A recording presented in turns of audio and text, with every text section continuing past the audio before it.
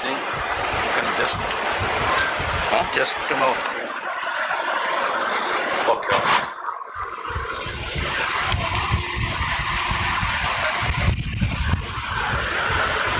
You'll start or shall I start? Huh? You can start.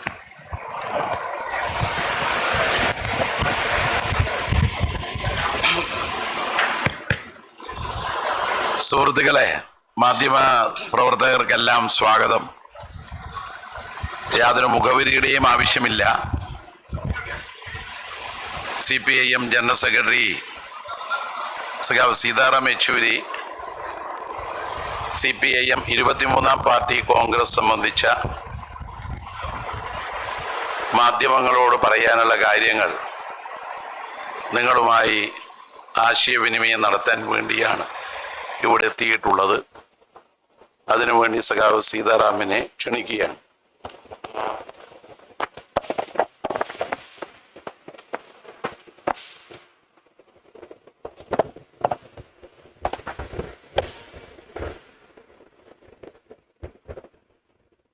So good afternoon to all of you. It's been a long time since I'm seeing familiar faces of journalists among the journalists. So as all of you know, today is the second day of our Congress, and the first day was the inaugural session, where you have followed and you covered the basic thrust of the 23rd Congress as we are presenting, as the leadership is presenting the draft resolution to the Congress for its consideration. The draft resolution has been placed yesterday afternoon, and on that the discussion has begun this morning. 12 comrades have already spoken on that from 12 states. That discussion will continue today until tomorrow afternoon, and after that the consideration of the resolution and its adoption will be undertaken. The practice in our party is to have a very vibrant inter-party democracy. So our draft is released to the whole country 2 months before the party congress. Every party member has the right to send amendments. We have received 4,001 amendments, which are the pre-congress amendments, as we call them. And all of these have been studied, in a pre-congress amendment report. A report on the pre-congress amendments was presented to the party congress, and that has accepted a certain number of amendments that have come before the party congress by party members across the country. And most of these amendments have been in the direction of strengthening the formulations already contained in the draft political resolution. The essential thrust of the draft political resolution, which most of you have already reported, but only for recollecting the essence, is that today's situation, the main task which we consider before us and the country and the people is to isolate and defeat the BJP. This is the foremost task in order to safeguard the character of the Indian Republic, to advance the interests of the working people in our country, and to uphold and safeguard the Indian Constitution, which is being violated and undermined with impunity. So in order to achieve this, the draft political resolution has proposed to the party congress that the first task that's required to be done is to strengthen ourselves, that is the CPIM, in a very substantial manner, so that our political intervention capacities can grow. On that basis, to strengthen the unity of the left parties, the left forces, and then forge a left and democratic alternative of forces, which is not necessarily only political parties, of course political parties plus the social movements, people's movements, etc., who are willing to to come together on an alternative program, policy program, alternative to what the current ruling classes are adopting. And then, on that basis, to forge the broadest possible mobilization of all secular forces to take on the Hindutva challenge. This is the four-pronged approach that we have suggested, which is not sequential, but it is simultaneous. All these four aspects should be done simultaneously. And that is how to achieve this objective, to isolate and defeat the BJP. So as I said, on that the discussions are continuing, and in the meanwhile, the BJP government and the Prime Minister are busy. Now it's come up with, I think the latest, after hijab is now the halal, and after halal, now they've come up with the azan. So it is only these divisive forces in order to sharpen communal polarization, that is their only agenda. The real agenda is, in the meanwhile, while diverting the attention of the people onto such communal polarization, sharpening of communal polarization, they continuously impose greater burdens on the people. And the one, in the immediate instance, it is the issue of daily hikes in the prices of petroleum products that has already spiraled an inflationary upsurge in the country that is ruining both the economy and the lives of the people, livelihoods of the people. So we have demanded in a separate resolution that is circulated to you, we have demanded that immediately the central government should withdraw all the additional taxes it has imposed. It has imposed a very high degree of cess and surcharges on petroleum products. Now, cess and surcharges are categories that are not shareable with the state governments. So the entire revenue goes purely to the central government. And because of this hike, these hikes, the prices of petroleum products are high, much beyond the rising international crude prices. So we are asking for the withdrawal of the cess and surcharges, these additional taxes. And for resource mobilization, we say you tax the rich, you have a super rich tax. When you consider that, instead of giving corporate concessions that they continue to give. Even in the pandemic year, last year, they gave a corporate tax concession of 8%. And they collect their revenue through these hikes in petroleum prices from the people. That is, benefit the rich and squeeze the people with higher prices for your revenue. That is not acceptable. So withdraw these additional taxes and reduce the prices of petroleum products. That is the concrete demand that has been made through this resolution, which is circulated to you. We are happy and very, respectfully we acknowledge the fact that 40 international communist and workers' parties have sent their greetings, fraternal greetings of solidarity to this party congress. The list has been enclosed, that is circulated to you. And to all these parties, we express our grateful, not merely thanks, but our revolutionary salutes.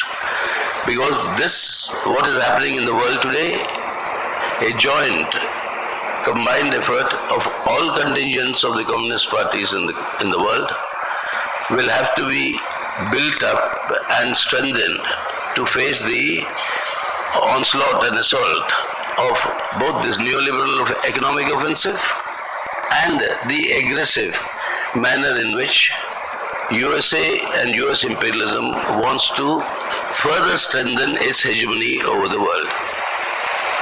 So in this direction, we think these fraternal messages are a great source of support and inspiration, and we convey our solidarity to them in their countries in order to strengthen their links with their working people, like they have wished us the best of efforts to strengthen our links with the Indian working people. So this, in sum and short, I'm not going into the gist of our draft political resolution because that you heard and reported yesterday, that all of you know. And so now, I'd rather be brief. So you please.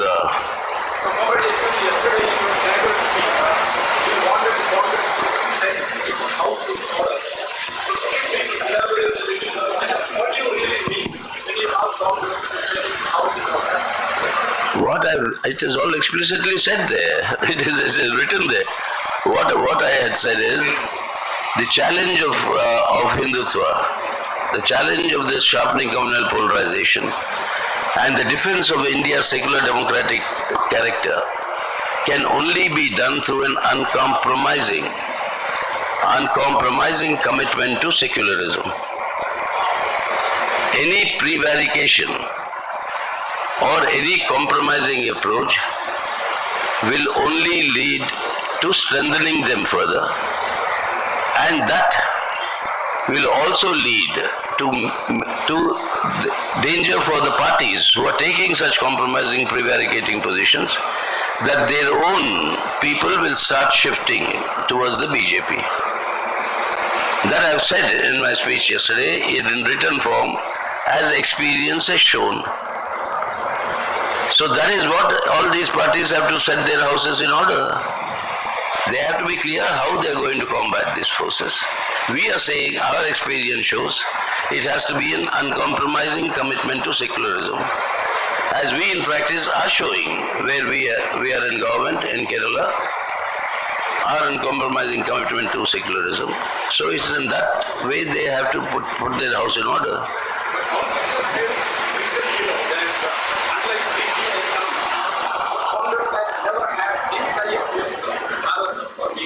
When did the CPM have?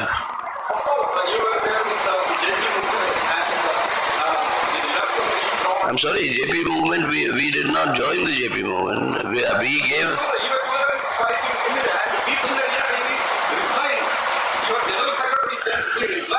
Thank you for informing me about my party. You seem to be... you seem to be more knowledgeable than I didn't know you were in the part of the Central Committee then and subsequently resigned or something. But the point is that is not the reason. And never has it been that we have been associated with these communal forces. In the fight against the emergency, they also fought, we also fought. If you follow your own history, you will also know when VP Singh became the Prime Minister, a combination was worked out called the National Front, Left Front. National Front was why we did not join, because the BJP was present. Why was it that VP Singh had to be supported from one side by the left and one side by the BJP? Because the left said we will not support you if BJP joins your government. Till date, you can ask Mr. Advani, he still, I'm sure, remembers those days. There used to be weekly dinners that the Prime Minister VP Singh would have, once with the left leaders, once with the BJP leaders. Such is the history, and please, for heaven's sake, we all know, I mean, we don't have, I don't want to name the Congress leaders who have gone to the BJP now. The Congress is such a great party of commitment, never went with the BJP. Why is the plethora of their leaders leaving and joining BJP? Tell me, you know more about them, or about me. Why are the leaders of the Congress leaving the Congress and going to the BJP? We don't want that. Country doesn't want that. But why is that happening? That is what they have to set their house in order. Comrade, you are repeatedly talking about defeating BJP and forming a secular democratic front in the national level. How is it possible without the participation of Congress? Because your party's strength is minimized in Kerala alone. In West Bengal, in Tripura, you have lost. You are asking me a question on something I never said. Did I say it will be there possible without the Congress? Actually, you Did I will, say it will be possible with the Congress? no, but I said we want the maximum mobilization, the broadest mobilization of secular forces. you are not making a clear statement. What is your stand How on do I know what those secular forces want? why you are not inviting Congress wholeheartedly? Because we have invited and they have refused in Kerala. We invited Shashi Tharoor, he was asked not to participate. It's a We seminar. invited Manishankar Iyer, he was told not to go and participate. That is We regarding the invited seminar. Mr. K.V. Thomas, I don't know what he's going to do.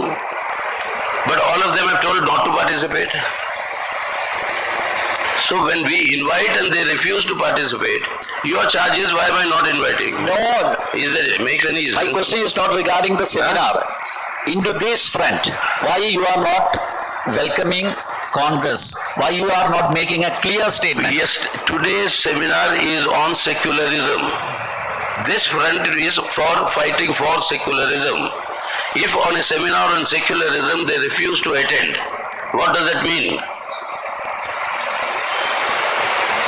It doesn't require big common sense to understand what it means. So why are you charging us as not inviting? This front is for safeguarding secularism. On secularism, they say they don't want to come. Then what do we say? You are talking about Hindutva agenda should be defeated, and at the same time you are appeasing minority. I'm sorry? On the one hand, you are talking about the Hindutva agenda should be defeated, and on the other hand, your party is appeasing minority. Who told you? Yeah, that is happening in Kerala. Who told you? Yeah. Why didn't you read? Everybody knows that, comrade. I think we'll make available an audio version of our resolution. That will make it clear what our stand on the minority fundamentalism is. I don't think you have time to read it, but we'll try and provide you an audio version. You can at least listen to what we have to say about it. But in your inaugural speech, you never mentioned. Please, You never mentioned. no, please, you're asking all sorts of questions without reading what we have said, without knowing what we are saying. Not, comrade, in your inaugural speech, you are talking about Hindutva agenda, and you are not mentioned this minority fundamentalism. Not mentioned many things that they're all there in the resolution. Please read the resolution. That I know, but why you didn't mention that in your inaugural speech There are yesterday? many things I didn't mention which are there in the resolution. Okay. Comrade, you have already mentioned the outline for the left democratic program. So what are the concrete suggestions raised in the discussion for this? That we'll only know tomorrow, no? I mean, it's only begun now. It's only begun now. 12 states have spoken. This is the first round of the states. Every state will have 2 rounds minimum, depending on the size of the party there. So we'll know this is just the beginning, so we can't really tell you the outline. And secondly, what we are discussing is discussing inside the party congress. We'll let you know the outcome of it. But you are arguing for the left. Your next question would be, why don't you allow me to attend your congress? No, please, to have it say, leave some privacy to us also, no? You are arguing for the left unity, but in Kerala, RSP and Forward Bloc is not part of the LDF. And already you mentioned the DPR that the CPML is another position taking in the Bengal. So how can the left unity be possible? That is why we are appealing. That is why we have said in a political resolution, we say that we'll have to patiently work out and iron out these differences. And left unity is important. We have to work towards that. It's specifically return on interest. Sivaram, yesterday we were talking about the uncompromising commitment to secularism, particularly the way the government of Kerala is committed. But yesterday we listened to the welcome speech. There was not a mention of the challenge posed by RSS and BJP, number one. What posed by? Challenge posed by? Yeah, the challenge or rather the threat posed by BJP and RSS. There was not a mention of that challenge in the welcome speech. And secondly, even when there are references on attack on federalism, there was no mention on who was doing it, that the Modi government was doing it. There was no mention. And how do you interpret this? Can we consider it as a compromise? Not at all. You see, he is a member of the Politburo, the Chief Minister. I, as the General Secretary, am placing the political resolution, which is also his party to it. He is a member of the Politburo, and that political resolution tells you in clearest terms who is responsible for doing all these things, etc. So there is a division of labor. As a reception committee chairman, he is welcoming. He is not outlining the overall political line. No, I think you are constrained to say certain things because this was a welcome speech of the party congress. And the main challenge you yourself mentioned... Welcome speech is given by the reception of the organizing committee chairman. He welcomes the delegates. He doesn't give you the political line. That is given by the General Secretary and the... No, it's not like that. Because he mentioned so many things, a brief history of Kerala's politics plus the Silver Line project. So many things he mentioned. As Chief Minister, most of it is about Kerala and Kerala projects. Again, there's no... This thing, I can't only appeal to your common sense that you understand there's a division of labor. He's talking about Kerala projects, etc., and he's welcoming all of us. I'm talking about what is the party's All India line. The division of labor, very clearly. And so you now try to seek a contradiction in it. In the last few days, the two PBMs have made some statements about China. Manik Sarkar and Brinda Karat on China that China is not occupying any land in any country and sitting on it. Is it the party's official position? It is the Prime Minister of India, Mr. Narendra Modi's official position. It is his official position, and we have said that Mr. Narendra Modi and this government has said they want to resolve differences with China through diplomatic and military level talks. So we said we'll fully support you. And if the Prime Minister of the country tells you there is no inclusion, then whom should I believe? I think I believe him more than you, no? So that is, what can I do? So he is the head of the government, and that's what the country and the government are saying. You earlier told that the Silver Line project is only in the initial stages. Only in the? Initial stage. But yesterday in the welcome speech, Chief Minister Mr. Pinarayi Vijayan strongly pitched for it and said that the state government is going forward.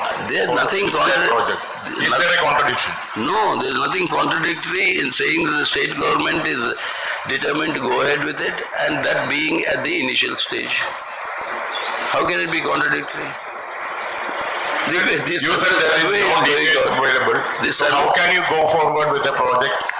He is talking about the state government's desire to do that. Go ahead with it. So how is it contradictory at all? The survey is going on. Let us see what the survey will produce. Also on this relationship with the Congress, today the State Secretary of CPM, Mr. Kodiyeri Balakrishnan, said there will be no united front with the Congress. But you are saying that you can cooperate with the Congress with a rider. And if they are not compromising with communalism, you can... You see, let me now clarify to all of you. Is there a contradiction between your stand and the Kerala party stand? No, let me clarify so that you will have to find some other areas to find contradictions. First of all, please understand. In India and in Indian conditions of diversity and the immense diversity we have, in every state in India, there are different parties, political parties who have the confidence of the people. These people are the dominant political force in those states. Whether it's the DMK in Tamil Nadu or it is the NCP Shiv Sena in Maharashtra, whether it is Telangana Rashtriya Committee in Telangana, whether it is the YSR Congress in Andhra, whether it is the Biju Janata Dal in Odisha. So in every state you have different parties which are the dominant party. In India, please, I beseech you to just study, if not cursorily, the history of coalition politics in India. Never has a coalition government in India been formed on the basis of a front that was formed before elections. No All India front is formed before elections. Never has it happened. When Indira Gandhi was defeated in 1975, The Janata Party that formed the government with Morarji Desai as Prime Minister was formed in 1977 when it was defeated. Janata Party was formed after Indira Gandhi and the Congress's defeat. When VP Singh became the Prime Minister, the NF-LF combination was born after the election. When Devagowda became the Prime Minister, the United Front was born after the election. After Vajpayee lost the vote of confidence as the single largest party leader, after that the United Front was formed and it staked the claim.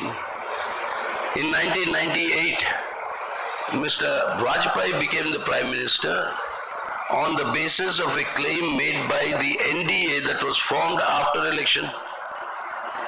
When BJP could not get a majority, then the NDA was formed in 98. In 2004, Manmohan Singh became the Prime Minister when the UPA was formed after election. So please understand my country. If that is the case, Please understand my country's diversity and political situation. that is the case. Please bear with me. And if that is the situation, even this time in 2024, there will not be any all India front or alliance or formation before elections. Before every election, many people will come with a proposal for a regional front, for a third front, for a fourth front, for all sorts of fronts. Many aspirants will be there who want to lead it. This happens before every election. But finally, it is after the election that these fronts are formed. Before, what happens? What happens before the election? Before the elections in every state, that is what our tactics, electoral tactics we worked out in our resolution. In every state, the effort would be for the broadest mobilization of secular forces to maximize the pooling of the anti-BJP vote. To maximize that pooling of the anti-BJP vote, depending on the concrete situation in each state, whatever maximum possible, the broadest possible, that's why we use the word possible, the broadest possible mobilization of secular forces to defeat the BJP. So once in state levels these are worked out, like it happened in Tamil Nadu, like it happened in Assam, like it happened in various states that went to polls recently, happened in Bihar, it happened in UP, in various places where it has happened, and on that basis the national picture will emerge. So please don't jump the gun, so to speak, or wait till you cross the bridge when you come to that. That beforehand you say, will be so-and-so be there in the front, will so-and-so be there, not be there in the front. What will be there, who will be there, how it will come will be all post-election. No. The There was question. no Congress-led any front in 2004. It emerged after election with the UPA. So you understand, that's why I'm saying, appealing to all of you, please understand my country in which I'm doing politics. So this is what my country and its diversity and its experience is.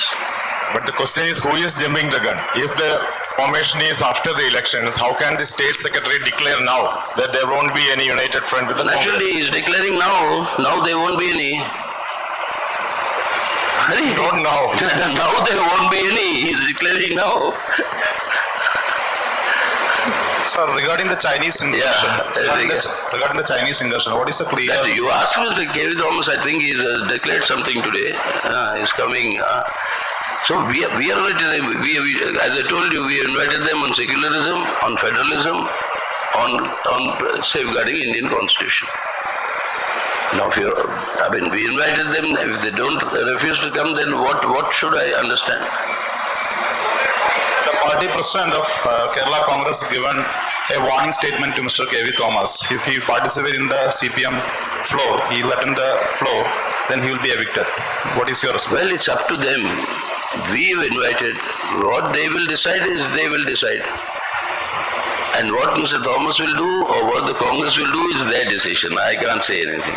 We are committed to safeguarding the Indian Constitution, Indian Secular Democratic Republic. Secularism, federalism, and the safeguarding of the Constitution are important things to be done. We want the maximum unity of all Indian patriots. I'm sorry? Well, I don't know what they'll do. It's up to them. Let us see. Yes. Yeah. The Communist Party of Russia has sent its greetings to the Congress, but the Communist Party of Ukraine or any leftist left party from Ukraine is conspicuous by absence. About the Ukraine war. Yeah. So, is there any specific discussion that has taken place between the CPM and the Russian party? No, it's their opinion. They have given their opinion, they are entitled to. If somebody gives their opinion and some communist party from a country which has good relations with India, good relations with the present government, I'll still say we want to oust the Modi government. Nothing will stop me from saying that, and I'll still do it. So that is it. So they have given on the basis of their conditions. But the message of fraternal greetings is as a communist fraternity, fraternal greetings. Okay. Yesterday in the inaugural session, Huh? here. Yesterday in the inaugural session, you were asking to the Modi government, the government must withdraw from the Quad project. But at the same time, the Kerala government asking loan from the Japan. Japan is part of Quad. Kerala government is what? Kerala government is asking loan from the Japan government for this silver line project. At the same time, you have mentioned, you have asked... Even before the Quad is formed, Japan has given you loans? Oh no. Has Japan given any loans and economic assistance to India before the Quad was formed? It has. Even after the Quad is dissolved, it can. So what is the relationship with that and this? But it is the contrary to the party policy regarding the foreign fund. No. How? That's what I was trying to explain. You are given today, announced today, an aid to Sri Lanka. You announced it to Bangladesh. Bangladesh has gone and joined the Chinese Belt and Road Initiative. Is a contradiction. Will you withdraw your aid to Bangladesh? Why are you asking such questions? I mean, these are not, students' union politics. No, I mean, these are all the relations between countries, and these things happen irrespective of whether you're part of any alliance or not. No. Okay, can we conclude? Yes, last one.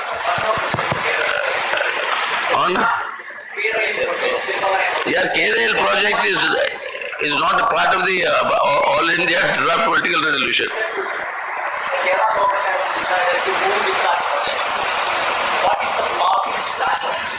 He asked me the question, I answered it. Mr. Prashant the Veshyanet asked me, I answered it. In English I answered, but if you want, in Telugu I can answer also, same thing. I've answered that question. What? What? That is a state government's proposal. Discussions are going on with the central government. The survey is going on. If you want to pick up a political fight, let's contest elections. But don't ask in a press conference, why are you being so aggressive? No, what is the issue? What?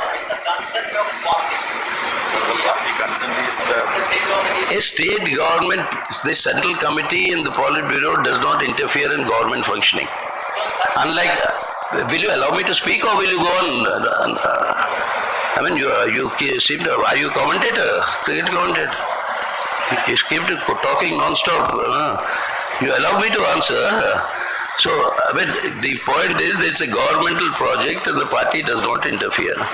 When any issue comes, when it's referred to the party, then we'll give our opinion. Right now, it's an issue between the centre and the state governments. It is an issue or a survey is going on. So let that process be over, then we'll know what is the situation.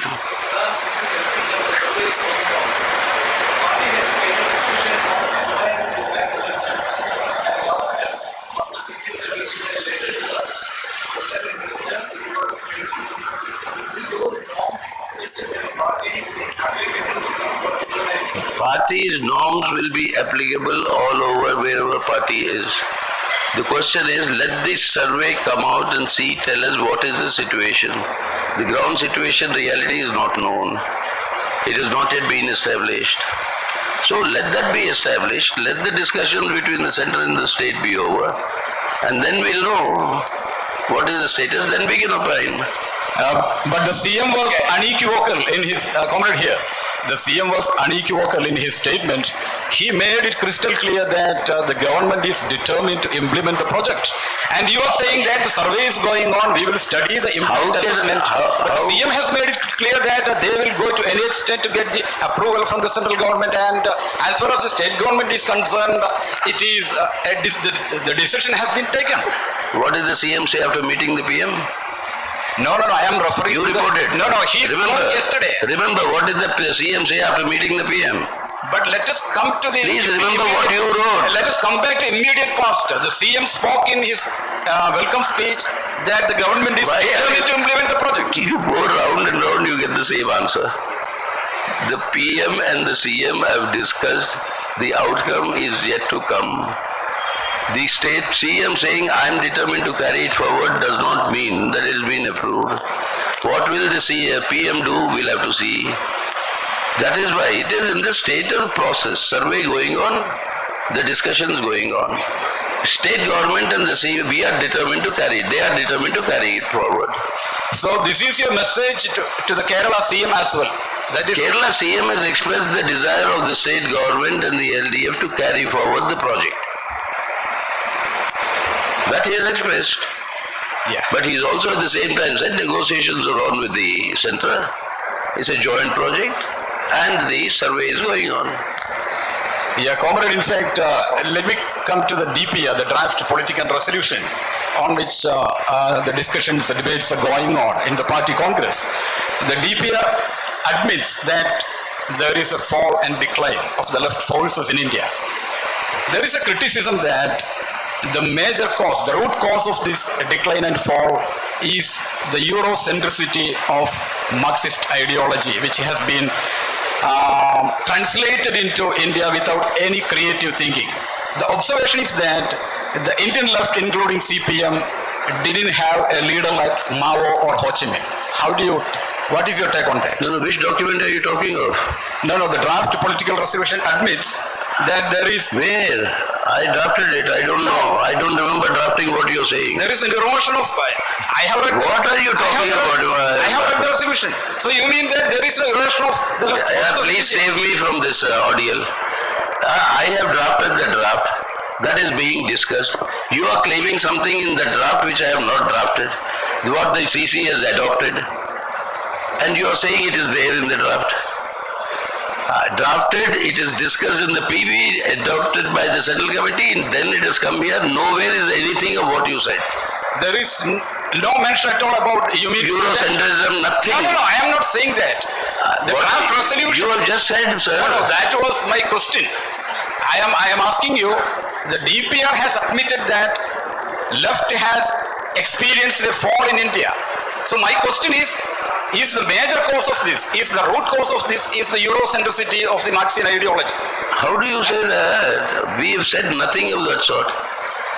We have given our reasons as to why that happened and how that has to be corrected. You have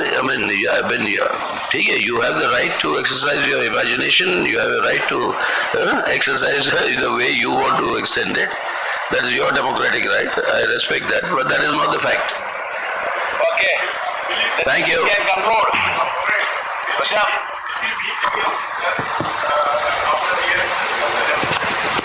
Tomorrow. That is still 3 more days, 4 more days. We'll always keep meeting. Don't worry about that. Whatever.